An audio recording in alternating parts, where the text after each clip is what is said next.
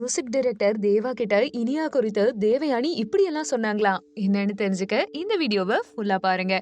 அதாவது சரிகமபால பாத்தீங்கன்னா இந்த வாட்டி தேவா அவர்களுடைய ரவுண்ட் எல்லார் முன்னிலையிலையும் பெர்ஃபார்மன்ஸ் சூப்பரா பண்ணிட்டு இருக்காங்க. அந்த வகையில பாத்தீங்கன்னா இனியாவுடைய பெர்ஃபார்மன்ஸ் நலம் நலமறிய ஆவல் அந்த சாங்குக்கு தான்.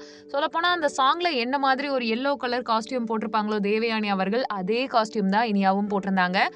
மறந்த தேவா சார் அந்த சாங்க பாத்துக்கிட்டே இருக்கிறது மட்டும் இல்லாம, நீ உண்மையிலே பார்க்க தேவயானி மாதிரி இருக்கமா அப்படின்னு சொன்னோனே, அந்த பொண்ணு தான் இந்த பொண்ணு அப்படின்ற மாதிரி அர்ச்சனா சொல்லியிருப்பாங்க. ஆச்சரியத்துல உண்மையிலே எனக்கு தெரியாதுமா அப்படின்ட்டு வியந்து பாராட்டியிருப்பாரு. அதுக்கப்புறம் மேடையில தேவயானி வந்து உண்மையிலேயே நான் உங்க பெரிய ஃபேன் சார்ன்னு சொல்றது மட்டும் இல்லாம ஒரு லெட்டர் கொடுக்குறாங்க. நலமறிய ஆவல் அப்படின்னு சொல்லிட்டு, உங்களோட பாடல்கள் என் வாழ்க்கையில பெரிய சந்தோஷத்தை கொடுத்துருக்கு. ரொம்பவுமே எங்கேஜிங்கா உங்களோட சாங்ஸ்னால தான் நான் இருந்துட்டு இருக்கேன். நீங்க 100 வருஷம் வாழணும், நான் உங்களோட பெரிய ரசிகைன்னு சொல்ல அந்த ஒரு லெட்டரை படிச்சதுக்கு அப்புறம் அவரு மெய் சிலிர்த்து போறாரு.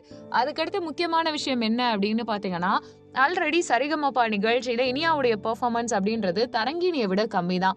பட் தரங்கிணியை நீங்க எலிமினேட் பண்ணிட்டீங்க, ஏன் வந்து இனியாவை பண்ணலன்ற குவெஸ்டின்ஸும் வந்துட்டு இருந்துச்சு. இன்னொரு பக்கம் அப்படிலாம் கிடையாது, இவங்களுக்கு வாய்ப்பு கிடைச்சிருக்கு, அதை சரிவர அவங்க பயன்படுத்த முயற்சி பண்ணிட்டு இருக்காங்கன்னு சொல்லிட்டு இருக்காங்க.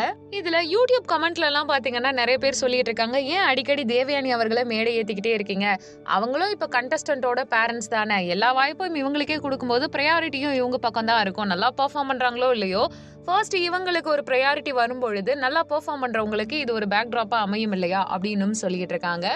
அது மட்டும் இல்லாம இனியா வந்து இவ்வளோ பாராட்டுகள் வாங்கியிருக்காங்க, இவ்வளோ ப்ரையாரிட்டி அவங்களுக்கு கிடைக்குது. ஒருவேளை அவங்க எலிமினேட் ஆனா தேவயானி அவர்கள் எப்படி ஃபீல் பண்ணுவாங்கன்னு தெரியலன்ற மாதிரியும் ரசிகர்கள் தரப்புல சொல்லிட்டு இருக்காங்க.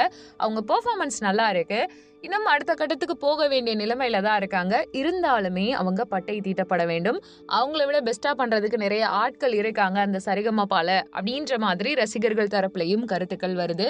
அதையும் தாண்டி இப்ப பாத்தீங்கன்னா நிறைய பேருடைய சான்ஸை வந்து இனியாவுக்கு கொடுத்திருக்கனால அவங்க பெர்ஃபார்மன்ஸ் பெஸ்டா பண்ணணும்ன்ற மாதிரி ரசிகர்கள் ப்ரெஷர் பண்ற மாதிரியும் இருக்கு. நீங்க இத பத்தி என்ன நினைக்கிறீங்க?